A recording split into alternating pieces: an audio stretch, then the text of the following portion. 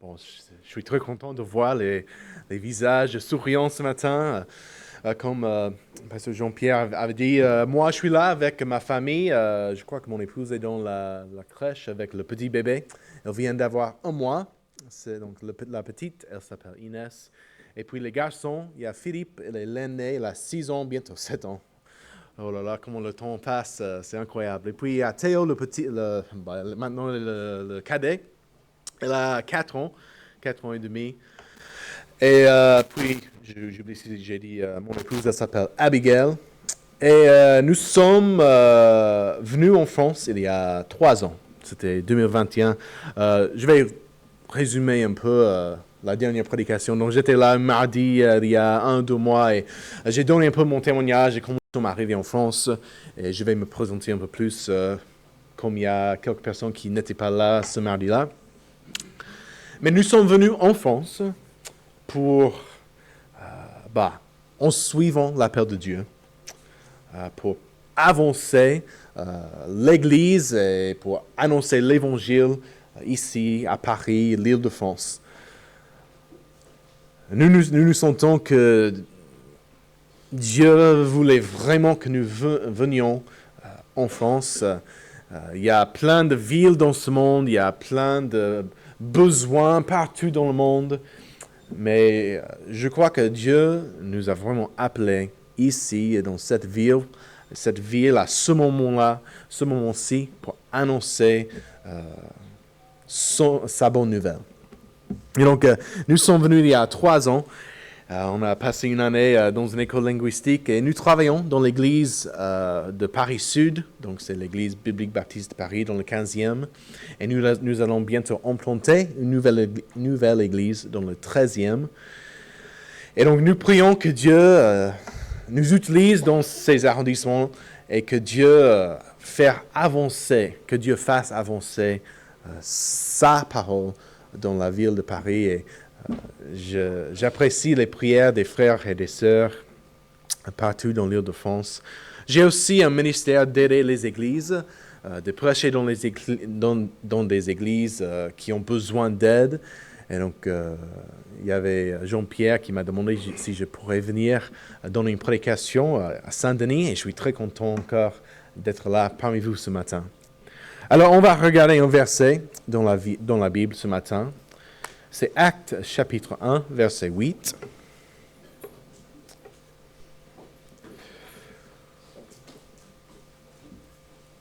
La dernière fois, en donnant mon témoignage, c'était le commencement dans une série de messages sur ce thème, comment être un chrétien de la grande mission. Comment pourrais-je être un chrétien qui, le but de ma vie est de vivre de l'Évangile, d'annoncer l'Évangile, de me fortifier dans l'Évangile, d'être un chrétien de la grande mission. Et donc, la première chose qu'on peut faire est de partager notre témoignage. Nous avons tous un témoignage, comment Dieu agit dans notre vie. Moi, j'étais au lycée, j'avais 15 ans, et c'était le témoignage d'un copain qui a dit il faut prendre une décision pour Jésus, pour soi-même. Et moi, j'avais jamais fait ça auparavant. Et c'était cette semaine-là que j'ai mis ma foi en Jésus. Je croyais en Jésus pour me sauver de mes péchés, pour me pardonner de mes péchés, pour me donner la vie éternelle. Et vous, si vous n'avez pas fait ce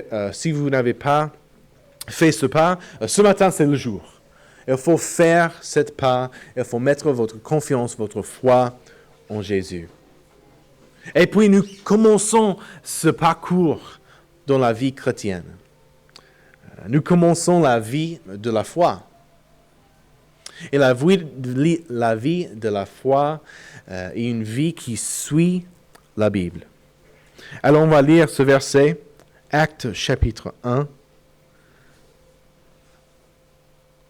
verset 8. Et on va voir la deuxième partie dans cette série de la vie d'un chrétien de la grande mission. Et c'est que nous serons ses témoins. Mais vous recevrez une puissance le Saint-Esprit survenant sur vous. Et vous serez mes témoins à Jérusalem, dans toute la Judée, dans la Samarie et jusqu'aux extrémités de la terre. Jésus, dans ce passage, parle à ses disciples. C'était juste avant qu'il aille au ciel pour s'asseoir à côté du Père. Et Jésus donne dans ce verset 3 commencements. Et nous allons voir ces 3 commencements et comment nous pouvons appliquer ces commencements à nos vies. C'est nécessaire que je note le temps utilisé dans ce verset. Jésus parle dans le futur. Et quand Dieu utilise ce temps-là, c'est une promesse de Dieu. Quand Dieu dit que quelque chose va se passer, ça va se passer. Nous pouvons faire confiance dans les promesses de Dieu. Il n'y a pas de doute, il n'y a pas d'hésitation lorsque Dieu nous dit que ça va arriver. Et on va voir l'importance dans ces 2 premiers commencements. Mais ce matin, le but de cette prédication est que nous cherchions à être concentrés sur la grande mission à travers notre témoignage pour Christ. Comment pourrais-je vivre dans ce monde, plutôt dans cette ville, pour Christ? Alors, commençons. D'abord, il faut commencer avec la source du pouvoir. Jésus dit, vous recevrez une puissance. Vous allez recevoir une puissance de Dieu. Dieu nous dit que nous avons le pouvoir nécessaire pour accomplir la tâche. Cette mission que Jésus nous a laissée, c'est une mission de répandre la bonne nouvelle dans tout le monde. On va y arriver bientôt. Mais d'abord, Dieu nous a équipés avec la puissance, le pouvoir nécessaire pour accomplir cette tâche. Il a déjà tout préparé, il a déjà éplani le chemin pour partager la bonne nouvelle avec le monde. Nous avons tout ce qu'il faut pour être un chrétien de la grande mission. Et nous n'avançons pas tout seuls. Dieu est là avec nous tout au long du chemin. Il est là, il tient nos mains. Dieu veut nous accompagner dans cette mission. Il ne nous laisse pas seuls. Alors je vous encourage. Dieu nous donne cette puissance puisée de ce pouvoir inépuisable. Il n'y a pas de fin du pouvoir de Dieu. Appuyez-vous sur cette puissance parfaite. Bon, moi, je peux m'appuyer contre ce mur-là et je peux rester là jusqu'à ce que mes jambes s'écroulent. Mais bon, ce mur va résister. Quand il y a le vent, quand il y a une tempête, il y avait une tempête chez moi hier soir, je ne sais pas si c'était pareil à Saint-Denis, mais il y a le vent qui bat vers les murs de l'immeuble. Il y a la foudre qui tombe, je ne pense pas que ça touche l'immeuble, mais il y a une tempête, mais le bâtiment résiste. Mais nous pouvons aussi voir les ruines des villes anciennes, peut-être plutôt en Grèce ou quelque part dans le monde. Éventuellement, ces bâtiments vont tomber. Mais Dieu, il est un appui parfait. Dieu ne va jamais s'effondrer, Dieu ne va jamais lâcher. Dieu est fidèle et nous pouvons nous appuyer sur ce Dieu parfait. Appuyez-vous sur lui. Et puis avancez dans la sûreté que Dieu vous soutient. Mais vous recevrez une puissance, le Saint-Esprit. Si vous avez mis votre foi en Jésus, vous avez le Saint-Esprit qui vous habite. Le Saint-Esprit, c'est cette puissance pour avancer, pour vivre pour Dieu dans ce monde. Il y a des personnes qui s'appuient sur diverses choses, mais le Saint-Esprit, c'est la seule personne qui peut nous soutenir parfaitement dans cette vie. C'est par le Saint-Esprit que même si nous sommes dans la détresse, que nous sommes dans la difficulté, nous pouvons avancer. Nous pouvons avoir de la joie parce que nous avons le soutien de Dieu par le Saint-Esprit. Alors, commençons à être un chrétien de la grande mission avec la source de pouvoir. Notre Dieu, ses promesses et son Saint-Esprit qui est là en nous. Ensuite, le deuxième commencement. Commençons avec le commandement. Voici, on voit le commandement le plus important pour les chrétiens. Si nous ne partageons pas notre foi, ça veut dire que nous sommes dans la désobéissance à Dieu.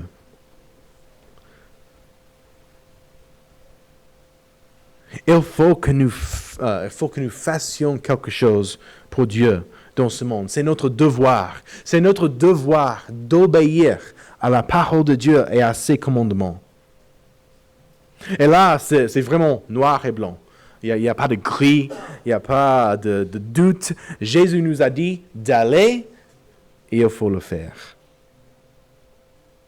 Il a dit, on va prendre une phrase de ce verset, « Vous serez mes témoins. » Ça, c'est le deuxième commandement. « Vous serez mes témoins. »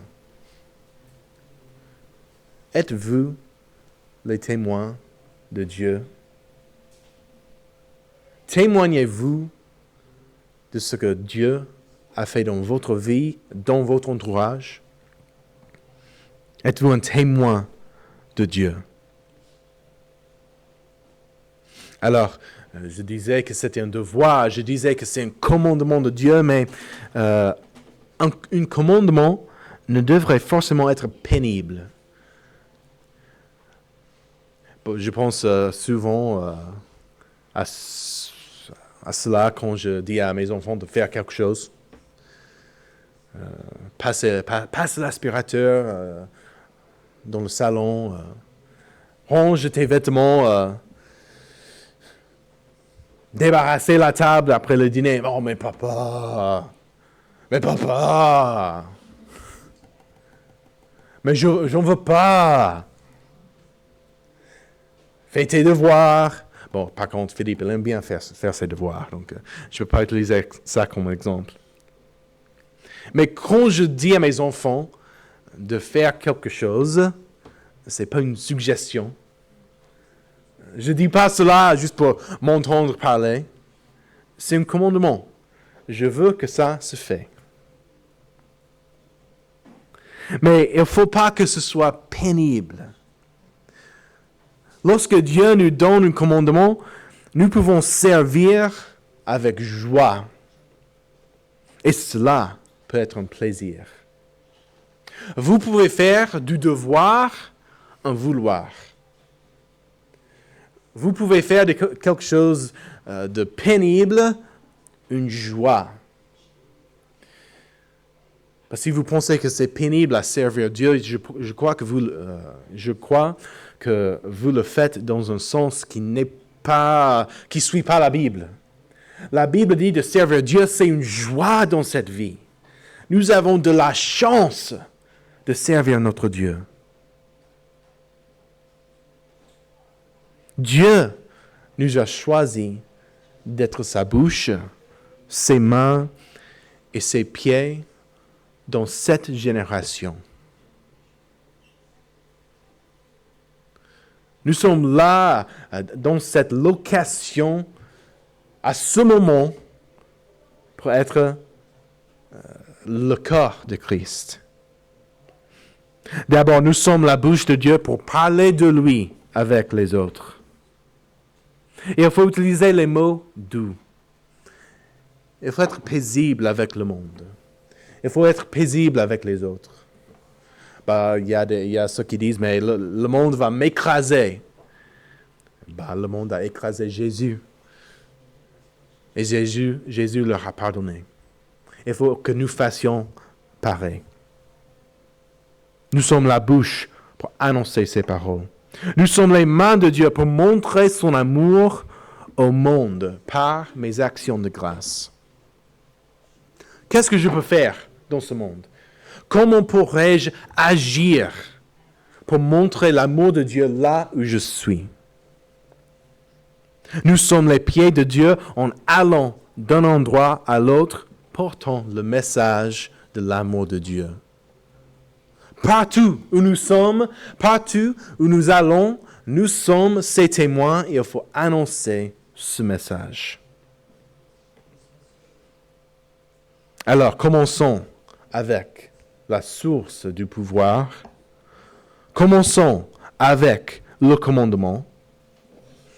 Et troisièmement, commençons là où nous sommes, là où nous nous trouvons.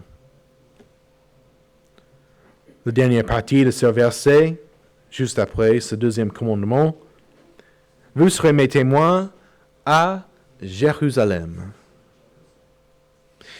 Il y a un sens progressif de la diffusion de l'Évangile. À la fin de ce verset, Jésus dit, va jusqu'aux extrémités de la terre. Et on va y arriver. Il dit aussi d'aller à Samarie, c'est un peu plus loin que là où nous sommes. Le Judée, c'est la région autour de nous. Mais il faut commencer à Jérusalem. Et moi, écoute, je suis missionnaire, je ne suis pas français, je suis américain, j'ai traversé un océan pour venir en France. Je comprends très bien la nécessité d'évangéliser les extrémités de la terre. Mais je vous dis ce matin, il faut commencer là où nous sommes. Il faut évangéliser notre Jérusalem. Et moi, il y avait un moment donné où, je disais, bien sûr, il faut évangéliser notre Jérusalem. Mais parfois, on vise quelque chose de trop grand. Même de dire, il faut évangéliser la ville de Saint-Denis, c'est une ville, je n'ai pas recherché, j'imagine il y a 200 000 personnes qui habitent Saint-Denis. Quelqu'un peut me corriger si vous voulez. Mais il y a du monde quand même. Moi, une petite personne, comment pourrais-je atteindre toute cette ville? Mais notre Jérusalem, c'est plutôt notre communauté. Soyez une église pour votre communauté. Votre Jérusalem, c'est plutôt la rue ou l'immeuble où vous habitez. La boulangère, là où vous cherchez du pain tous les jours. La maîtresse, là où vos enfants sont à l'école. Le coiffeur, coiffeuse que vous voyez tous les 4-6 semaines. Il faut se rendre compte que notre communauté, c'est en fait beaucoup plus petit que notre ville. Notre entourage, ce sont des personnes auxquelles nous avons une influence. Moi, il y a des personnes que vous connaissez que moi, je ne vais jamais rencontrer dans ma vie. Moi, je ne vais jamais avoir l'occasion à partager l'amour de Dieu avec ces personnes-là. Même si vous tournez vers la gauche ou la droite, vous voyez la personne à côté de vous, cette personne ne va jamais avoir les occasions que vous avez à partager l'Évangile avec telle ou telle personne. Soyez des missionnaires là où vous êtes. Cherchez toujours les occasions pour servir. D'abord, pour être la bouche de Dieu, pour partager ce message. Ensuite, pour être les mains de Dieu, pour agir, pour aider quelqu'un dans la difficulté, dans la détresse, dans le besoin.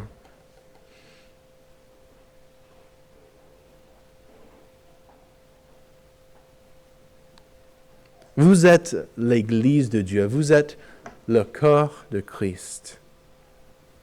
Moi, je trouve très encourageant que Dieu veut m'utiliser. Et il veut le même pour chacun d'entre vous. Il veut nous utiliser pour faire avancer son Église. C'est Dieu qui va bâtir l'Église. C'est Dieu Dieu va faire 99,99% du travail. Mais il veut quand même que nous fassions notre petite œuvre. Que nous nous engagions par la foi. Alors, êtes-vous ces témoins à Jérusalem?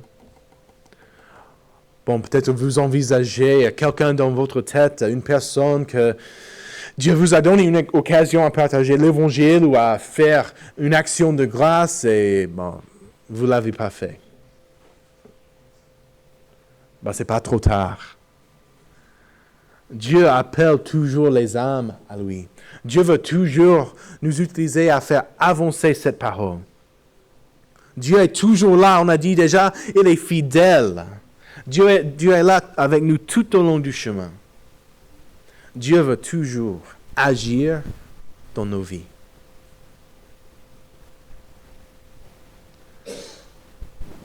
Et bon, je vais résumer ces 3 commencements. Et puis, à la fin de chaque prédication, j'aime bien introduire des choses plutôt plus pratiques. Bon, c'est bien d'avoir le savoir, mais après, on va partir et comment va-t-on mettre en pratique ces principes? Donc, commençons avec la source de pouvoir. Vous allez recevoir le Saint-Esprit. Commençons avec le commandement. Vous serez mes témoins. Nous sommes ces témoins. À Jérusalem, commençons là où nous nous trouvons. Alors, où sommes-nous? Qui sont les personnes qui nous entourent? J'ai quelques questions à vous poser. Connaissez-vous les responsables dans votre quartier? Bon, d'abord, la Bible nous dit de prier pour nos responsables dans le gouvernement. Mais connaissez-vous ces personnes-là? Connaissez-vous des personnes dans les entreprises? J'avais déjà mentionné la boulangère, le coiffeur. Mais j'imagine qu'il y a plusieurs personnes que vous connaissez dans le quartier, dans les entreprises.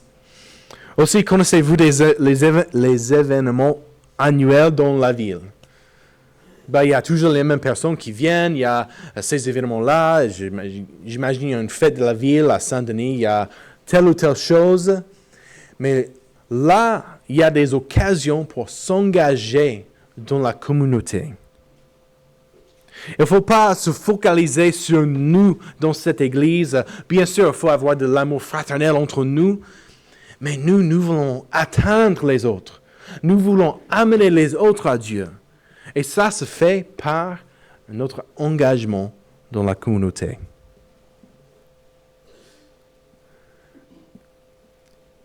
J'ai un projet pour vous. On peut dire les devoirs. Mais c'est quelque chose que j'ai commencé. J'ai lu un livre qui s'appelle Prier et aller.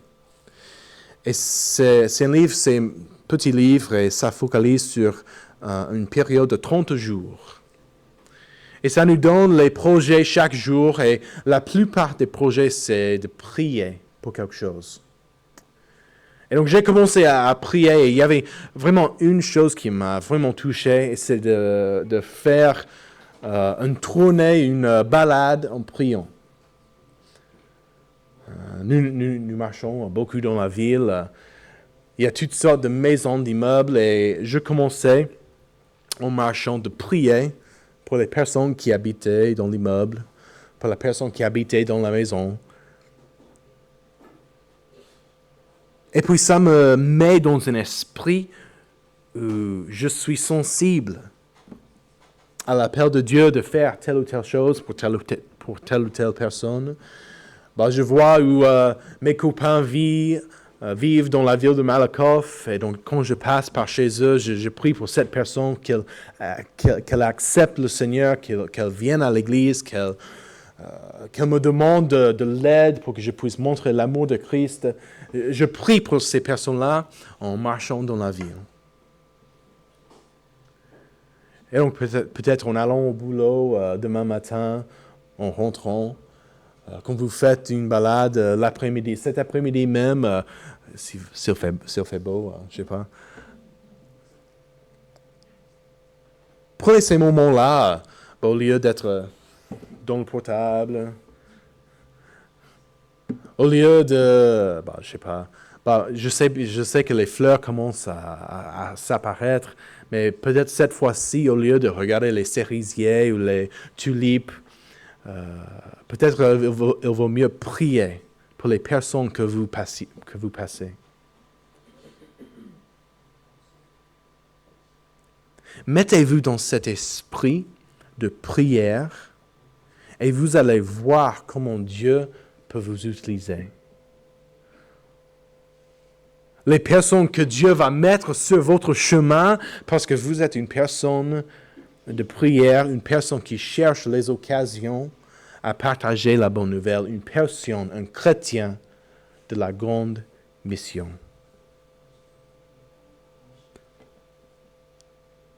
Nous avons la puissance nécessaire. Dieu nous équipe. Dieu est avec nous. Obéissez à sa commandement d'aller et de partager son amour avec le monde. Prions avec moi. Seigneur,